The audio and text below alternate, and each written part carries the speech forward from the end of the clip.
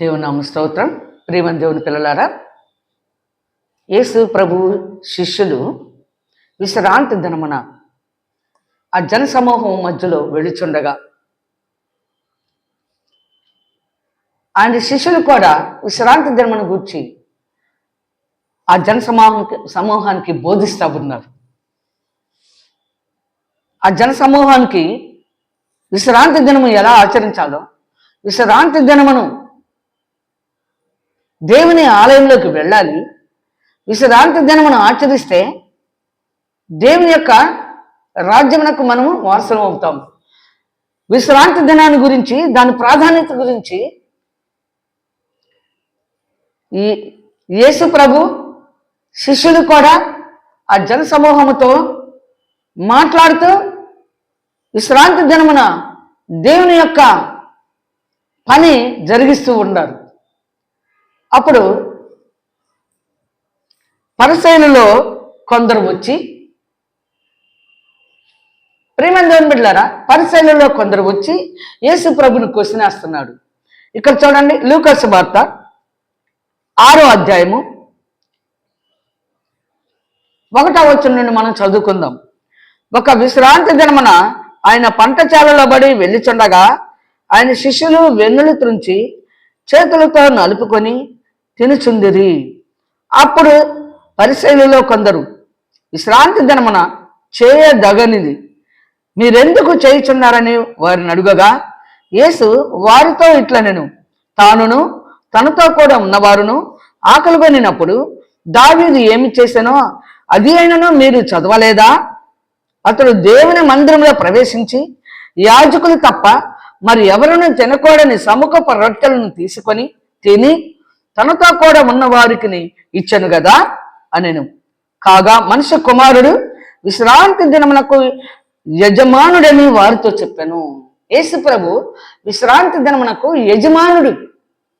దావీదు ఆకలి కొనినప్పుడు దేవుని మందిరంలోకి వెళ్ళి సముఖపు రొట్టెలంటే వాక్యాన్ని బోధిస్తూ తనతో కూడా ఉన్న వారికి ఆ వాక్యాన్ని ఆయన తింటూ అనేక మందికి బోధించాడు. కనుక యేసు ప్రభు ఆ జన సమూహంలో ఆ పంటశాలలో పడి శిష్యులను యేసు ప్రభు వెళ్తూ ఉండగా శిష్యులు కూడా అంట విశ్రాంతి దినము, ఈ దినము విశ్రాంతి దినం చాలా ముఖ్యమైనది. ఈ విశ్రాంతి దినము దేవుని మందిరంలోకి రావాలి, దేవుని పని చెయ్యాలి, దేవుని యొక్క చిత్తాన్ని నెరవేర్చాలి, విశ్రాంతి దినం పరిశుద్ధంగా ఆచరించాలి అని అనేక మందికి చెప్తూ ఉండగా పరిసయ్యులలో కొందరు వచ్చి యేసు ప్రభుతో మాట్లాడుతున్నారు. మీ శిష్యులకు నువ్వే అనేక మందికి సువార్త ప్రకటిస్తున్నావు, ఈ సువార్త ప్రకటిస్తున్నావు, అనేక మందికి నువ్వే బోధిస్తున్నావు, నీ యొక్క శిష్యులు కూడా జనాన్ని నలుపు తింటున్నారేంటి విశ్రాంతి దినమున? ఈ పరిసయ్యులు విశ్రాంతి దినం ఏ పని చేయకూడదు, మనుషులు మౌనంగా ఉండాలని చెప్తారు వీళ్ళు. కానీ విశ్రాంతి దినమును ఆచరించటానికి ప్రజల్ని దేవుని ఆలయంలోకి తీసుకురావాలి. విశ్రాంతి దినము దేవుని ఆత్మతో సత్యంతో ఆరాధించే దినము, దేవునికి పాటలు పాడుకునే దినము, దేవునికి ప్రార్థన చేసుకునే దినము. యేసు ప్రభు ఆ జన సమూహంలో వెళ్ళి శిష్యులు వాళ్ళు దేవుని ఆలయానికి వాళ్ళందరినీ తీసుకురావాలని ఎంతో ప్రయత్నం చేశారు. అయితే యేసు ప్రభు అంటున్నాడు, దావీదుని గురించి మీరు ఎప్పుడైనా విన్నారా?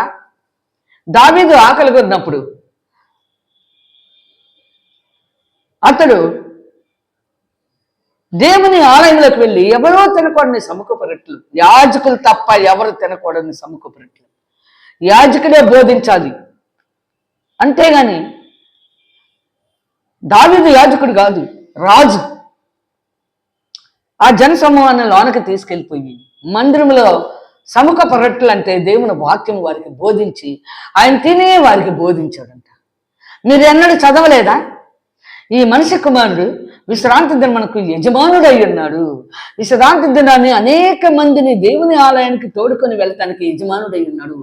ఈ విశ్రాంతి దినాన్ని ఆచరించటానికి, దేవుని యొక్క చిత్తాన్ని నెరవేర్చడానికి, దేవుని యొక్క ఉద్దేశం నెరవేర్చడానికి యేసు ప్రభు యజమానుడై ఉన్నాడని చక్కగా అక్కడ తెలియపరుచుకున్నాడు.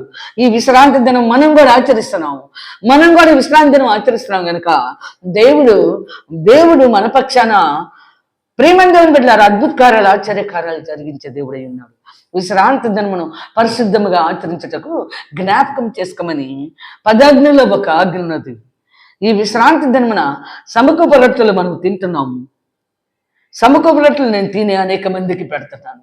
దావీదు కూడా సమకూప రొట్టెలు తిని అక్కడ తనతో కూడా ఉన్న వారికి పంచిపెట్టాడు. యేసు ప్రభు కూడా సమకూప రొట్టెలు తింటూ అనేక మందికి విశ్రాంతి దినాన్ని గురించి ప్రకటిస్తూ ఉన్నాడు. కనుక మనుష్య కుమారుడు అంటే దేవుని కుమారుడు అయిన యేసుక్రీస్తు మనుష్య కుమారుడిగా విశ్రాంతి దినానికి యజమానుడిగా ఆ విశ్రాంతి దినాన్ని ఘనముగా ఆచరించటానికి యజమానుడై ఉన్నాడు. దేవుని కుమారుడు విశ్రాంతి దినాన్ని ఘనముగా ఆచరించి శిష్యులను తీసుకొని జన సమూహమునకు విశ్రాంతి దినాన్ని గురించి బోధించటానికి ఆయన యజమానుడై ఉన్నాడు. తండ్రి చిత్తము నెరవేర్చటానికి యజమానుడై ఉన్నాడు. మనిషి కుమారుడు యజమానుడై ఉన్నాడు విశ్రాంతి దినానికి. మనము కూడా శనివారం విశ్రాంతి దినము పరిశుద్ధముగా ఆచరించి తండ్రి చిత్తాన్ని నెరవేర్చి తండ్రి రాజ్యమునకు వారసులగినట్లుగా మనము సిద్ధపడదాము. అనేక మందిని సిద్ధపరచుకుందాం. దేవుడు తన వాక్యము దీవించునుగాక. ఆమేన్, ఆమేన్.